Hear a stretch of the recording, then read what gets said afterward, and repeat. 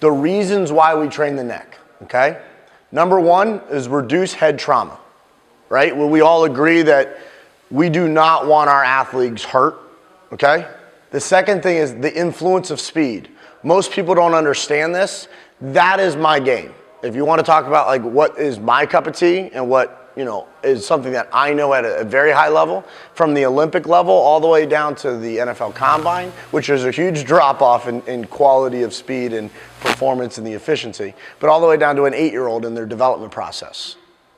And the neck plays a key role in the development of speed and how it influences what you can or can't do. And then the last thing is to protect the spine, okay?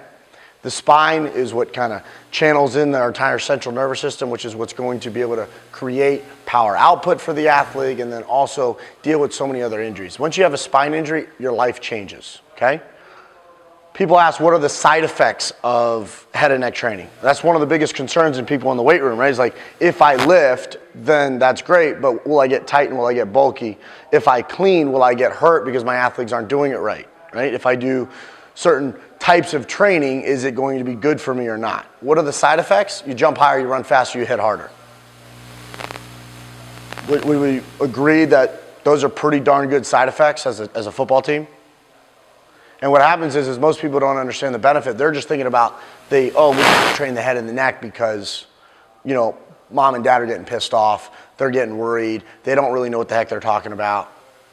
Well, how about training it because if you have a strong neck, you're going to jump higher. If you have a strong neck, you're going to be able to run faster. If you have a strong neck and everything's working better, you'll be able to hit harder. If there's one thing I know in the success of athletes, guys, is the ability to stay healthy. If you stay healthy, you have a longer, more successful career, period. One quote I want to leave you with is this: the most important ability is durability. As an athlete, if you stay healthy, you have a longer chance to continue your career. Simple as that. At the NFL level with the guys that we work with, it's not about talent, okay? It is not about hard work. Do you know anybody that's the best of the best that you look at their bodies and go, yeah, they just don't work hard? You know, I'm going to bring Swain up in a little bit. Like, you look at him, you're like, he's put some time in. Everybody works hard.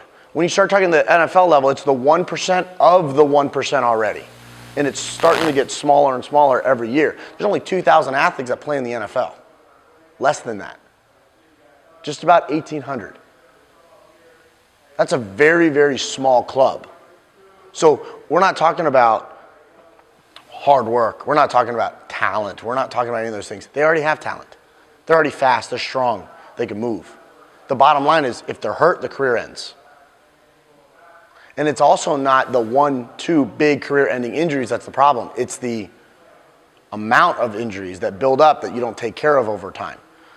So as an athlete, as a coach, and as an advisor to a lot of the NFL guys, my number one thing is to keep them healthy.